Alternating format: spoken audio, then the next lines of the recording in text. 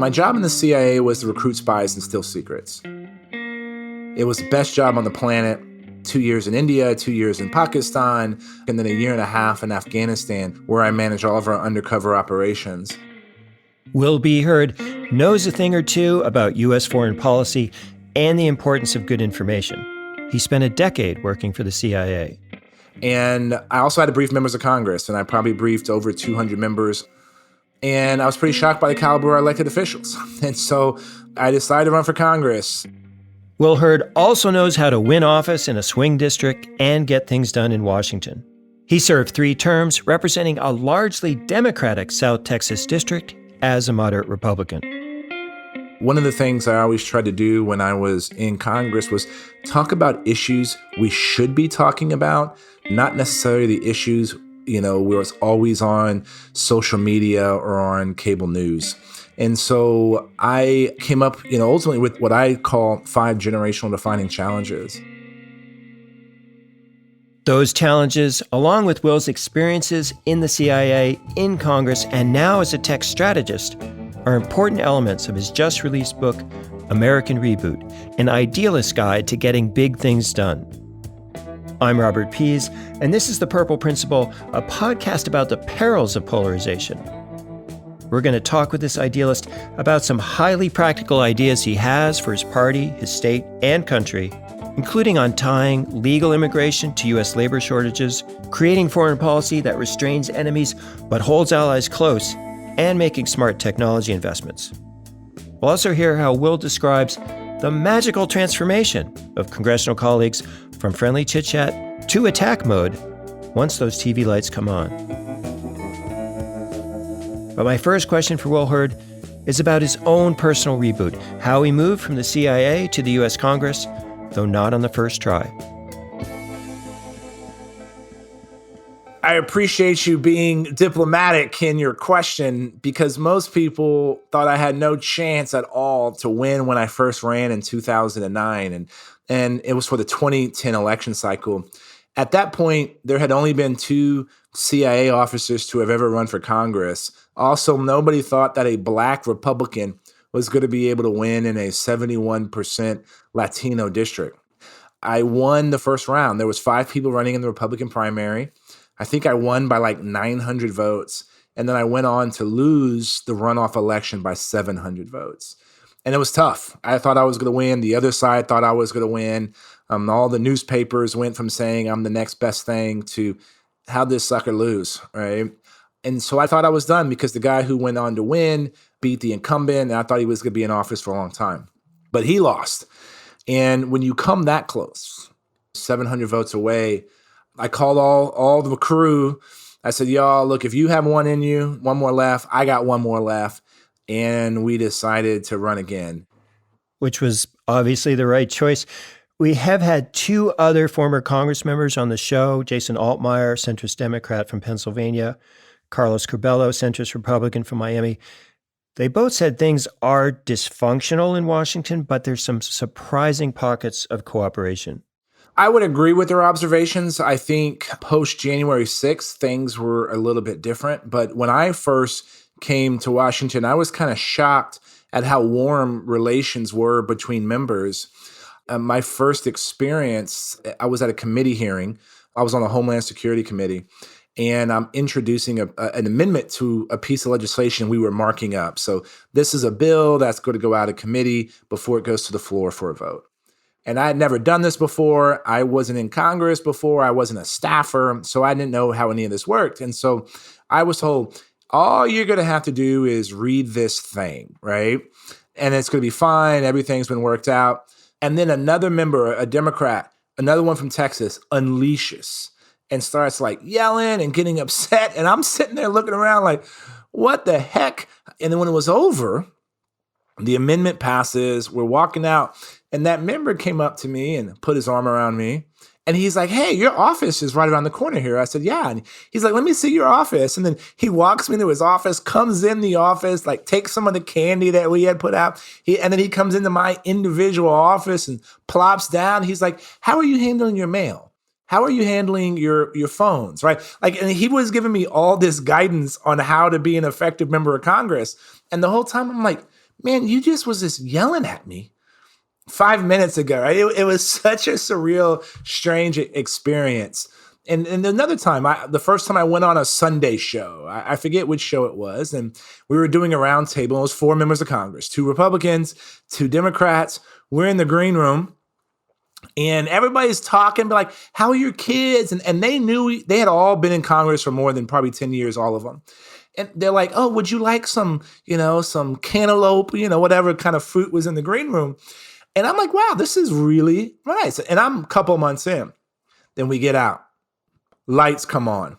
And it was like WrestleMania in there, right? And everybody started attacking. And when you go back and look at this clip, I'm sitting there kind of wide-eyed and a little shell-shocked because it was so jarring for me, right? And so there was a level of interaction that actually happens, but it gets less and less. And partly because everybody's gone. You're only in DC 3 nights a week. You go back to your district. People don't spend time together. Most of the time I spent with folks was on congressional delegations. This is when you're traveling somewhere together. And that's probably where you spend the most time. And so it's harder to yell at somebody when you know them. And it's easier to work with people when you know kind of who they are as an individual. And look, I was able to get 21 pieces of legislation signed into law when I was in Congress. And part of it was because I always started with a Democratic partner, and I always had a Republican and Democrat in the Senate to work on these things. And so it can't exist. It can't exist again, but it's going to require elected officials to really focus on solving problems and not just bomb throwing. Yeah, well, speaking of bomb throwing, we are doing this series on Texas politics and identity at a time of national polarization. And several of our other guests, we call them Texperts, really unsolicited. They said they were personally disappointed that you decided not to run. So could you tell us about who you talked to and how you made that decision? Well, who I talked to is me and my team, right? This was a personal decision. And when I ran the first time in 2009, I said multiple times in public that I thought, that there should be a shelf life for these positions, 6, 7, or 8 years. And when I evaluated after I won the last election, some of the opportunities that I had, looking at the ability to get things done, and was there other ways that I can be making an impact in our country, all of those things led to doing something else. And look, I appreciated the signs of support, the people that were disappointed, the folks that wanted me to stay in office, because that was a sign that I was doing something right. Now, I enjoyed talking about technology in a policy setting. Now I'm talking policy in a technology setting. When I look at some of the major issues the country has to deal with, not just in politics, but what we as a nation have to deal with, technology is a big one. And so to be on the cutting edge and helping some great companies that are going to be the future of our society, that are going to help us win what I consider to be a new Cold War with the Chinese government, that's exciting. And so there's more than one ways to serve, and I'm enjoying that opportunity.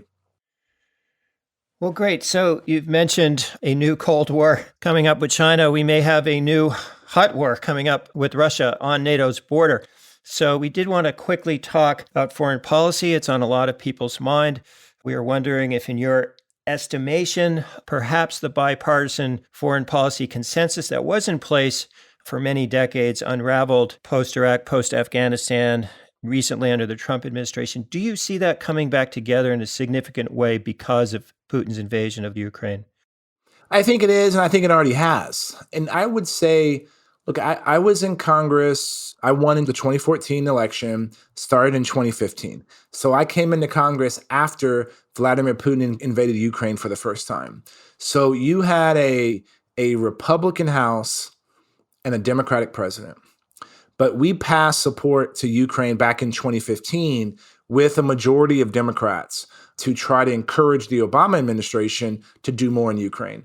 In 2018, in a Democratic House, there was a Democratic House with a majority of Republicans showing support to Ukraine then, when a Republican was President Donald Trump, and trying to urge the Trump administration to make sure that they were supporting Ukraine as much as possible. You're seeing similar kind of level of support for Ukraine in Congress right now. And look, this is a topic, So the book came out before this current war, but one of the sections is on foreign policy, and one of my conclusions I came to during my time in the CIA and being connected to national security for the last 20 years is that our friends should love us and our enemies should fear us. And that is something that we have gotten away from over a number of administrations, and we got to get back to, because when America is leading the international coalition, when America is leading this international order that we helped establish, then things are better for America, but it's also good for the rest of the world. Well, let's talk about technology applied to another big problem that certainly affects your District 23 or former District 23, and that's immigration, border security. In the book, you mentioned that building a wall is a third-century solution, and there are much better solutions. So tell us about how technology could help in the immigration gridlock. Immigration is an important issue. This is something I spent a lot of time on when I was in Congress. I think I was the only member of Congress that stamped visas. That was my day job in some of my positions, and then I would go do my real job at night. And it's why it's one of the longest chapters in the book. Look at the place we are right now. We have a real crisis on our southern border. The amount of illegal immigration, the amount of drugs that are coming into our country is the highest it's ever been. And so streamlining legal immigration would help reduce some of that pressures that we're seeing on the border. And when you look at every industry needs workers, every industry is looking to hire. Guess what? Streamlining legal immigration would help with that problem. If Florida needs agriculture workers and Texas needs hospitality workers, that should be based off of a need. The technology exists to do this, and then we can increase the number of those kinds of working visas, based on that need in that particular location, that particular state. It's that simple. But the other option is also if a kid from China comes to University of Texas at Austin, or Texas A&M University in College Station, or Princeton, or Stanford, or wherever, and is a quantum computing engineer or getting a PhD in artificial intelligence, let's keep them here. If the Chinese are going to steal our technology, let's steal their engineers. And this is going to help us. And so we have a real opportunity to benefit from what I call the brain gain from all these other countries and get them here. It makes sense. It's good for our country. And this is one of the things that has made America so great and made us the place that so many people want to come.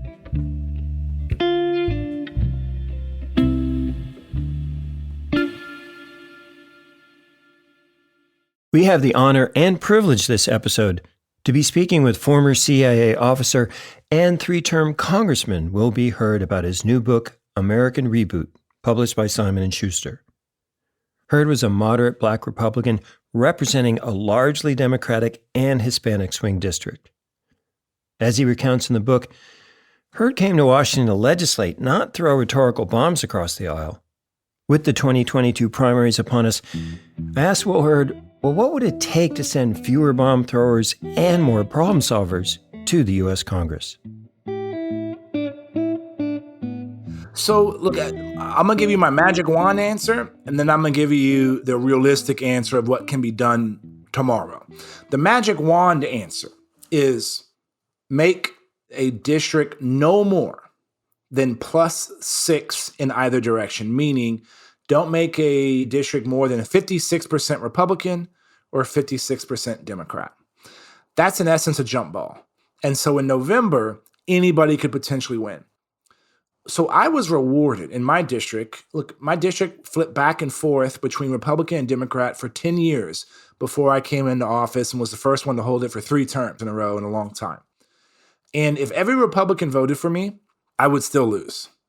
I had to get independents. I had to get Democrats to ultimately vote for me. So when I solved problems, I was rewarded in November in the election. So if we can create districts to do that, but that's going to require 50 states to agree and to pass some of these things. So what can we do now? What can we do now? We got to vote in primaries. In 2018, the average number of people that voted in a contested primary RRD, 54,000 people. That's not a lot of people. In that same year, I think the average number of voters in a general election was about 267,000. So more people voting in a general election is not the pinnacle of civic activity. It's the floor. We need more people voting. And if you had 1,000, 1,500, 2,000 more people voting in primaries, that's a tectonic shift in the kinds of people that could potentially get elected. That is a huge point. We hope some folks are hearing that and making sure to mark their primary voting day. But we also want to talk a bit about identity, as in the Texas identity, traditionally so strong. We'd like to play a clip from our first episode in the Texas miniseries. This is Jason Whiteley from WFAA Dallas, the ABC affiliate. He's the co-host of Y'all-itics. He feels Texas identity may be weakening under all this red versus blueness. I remember covering the 2000 election for George W. Bush, then governor of the state of Texas. And there was still a firm, this was just 4 or 6 years after the last Democratic governor, Ann Richards at the time. There was still a Texas identity then, this sense of independence. This is how we do it in Texas. This is the model that works here. We can take it to Washington.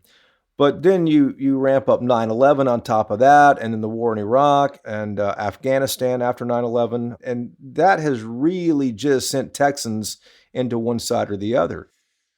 Yeah, so we're wondering your thoughts on that, looking at these recent primaries where some Republican primary candidates are looking for the endorsement of Donald Trump in Florida. Some others are looking for AOC's endorsement. That doesn't seem like a traditionally Texas thing to do. No, it is not. It is not a Texas thing to do. We're used to, as Jason said, we're used to being independent and doing our thing, right? Do it our way. And so, look, if I were to try to dissect this, I would say a lot of elected officials are lazy. And they want to talk to or get the support of the person that has the biggest kind of partisans in their party. Okay, and so Congresswoman Ocasio-Cortez has a very vocal, big following, and Donald Trump does as well, too. So people appeal to that. But what I have found, and this is how a Black Republican can win in a 71% Latino district, is that people want to be inspired by something bigger than themselves. And we forget that. It's hard to inspire. It's easy to fearmonger. And so, this is where the opportunity and the upside is for me. 2, despite what you're seeing on social media and cable news, when I talk to people and I crisscross this country and I see a broad swath of it, folks want something different. And when there was a poll out earlier this year, 72% of Americans think this country's on the wrong track. But if we get back to the basics, we get back to our values of freedom leads to opportunity, opportunity leads to growth, growth leads to progress, right? Like, we're going to be successful. And to me, that's why I titled the book American Reboot. And it's not about starting over. It's about refreshing our operating system. And then when we get back to that, and I do believe Texas has an opportunity to lead the way. Well, you do have a great Texas example in your book of bipartisanship among Texas congressional members.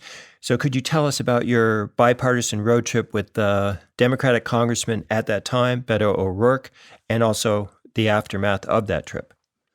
Sure. So, I talked earlier, I've gotten 21 pieces of legislation signed into law. The only way you do that is if they are done in a bipartisan way. My last bill was a national strategy on artificial intelligence. And most people say, oh, that should be easy. Well, there were 7 committees that were responsible for some piece of that. So that means 7 committee chairs, 7 ranking members, there's 7 staffs that have opinion on this. And so you had to navigate a lot of tricky waters. But the road trip you're talking about, I want to say it was 2017, 2018. Beto O'Rourke was a colleague of mine. We both represented parts of El Paso. I had invited him to San Antonio he was the only Texan on the VA committee, the Veterans Affairs Committee. And I had a number of veterans groups in the district that wanted to talk to someone on the committee. So I asked Beto to come, and he said, sure. And this was one of the snowpocalypses of Washington, D.C., and his flight got canceled, and then mine got canceled. And we had votes in about 48 hours. And so Beto said, let's drive. And we can live stream the whole thing. And then I said, sure. Find out later, he never thought I was going to say yes. So the next day we drive, 35-hour trip, 31 hours in the car, 29 hours live streamed. In that day and a half, we had 26 million viewers on our socials, I believe. And then we were on every news program, like literally every news program. The big storm here in the Northeast has done something many thought impossible, brought a Democrat and a Republican together. Their trip started here in San Antonio, taking them all the way to D.C. while live streaming the entire 1,600-mile journey. To have shared their trip on Facebook Live, they've gotten a lot of positive feedback, even from Facebook's founder. With Congress, especially the House, so sharply divided on everything from health care to taxes, they say members need to get to know people in the other party, the way it used to be. We won an award about civility, and then at the end, we had signed on some legislation that we were both working on that we talked when we were in the car. And then he had an election, and I had an election, and people criticized him for not endorsing my opponent, and people criticized me for not criticizing Beto and against his opponent. And it was all pretty wild. It was silly to me that we go from a moment where the entire country is like, wow, this is really cool, civility in politics. And then when it came to election, everybody went to their corners. But what I saw in that moment, right, the millions of people that were watching us, the American people want their elected officials to disagree without being disagreeable. And it was a reminder that way more unites us as a country than divides us. And if we talk and focus on solving problems around those issues that unite us, then the better off we're going to be able to be. That's former Congressman Will Hurd, just out with a great new book, American Reboot, an idealist guide to getting things done, such as breaking through political gridlock on immigration and police reform. This is not just another My Time in Congress memoir. Hurd's own personality resonates throughout, as do his experiences in the CIA before running for Congress and in the tech sector since leaving Congress. American Reboot is highly recommended. More in our show notes and on our website.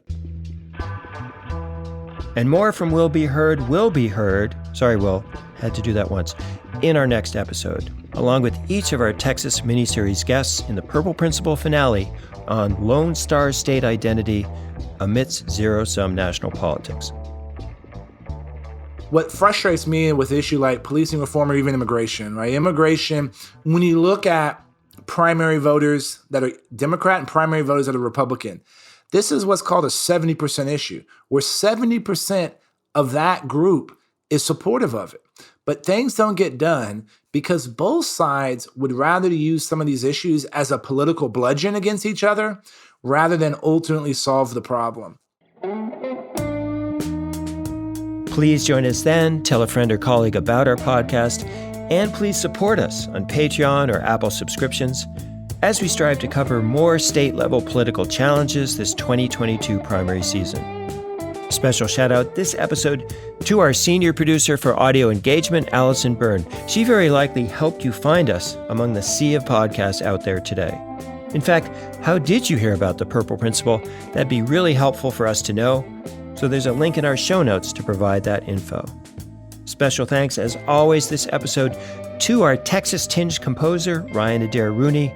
The Purple Principle is a Fluent Knowledge production.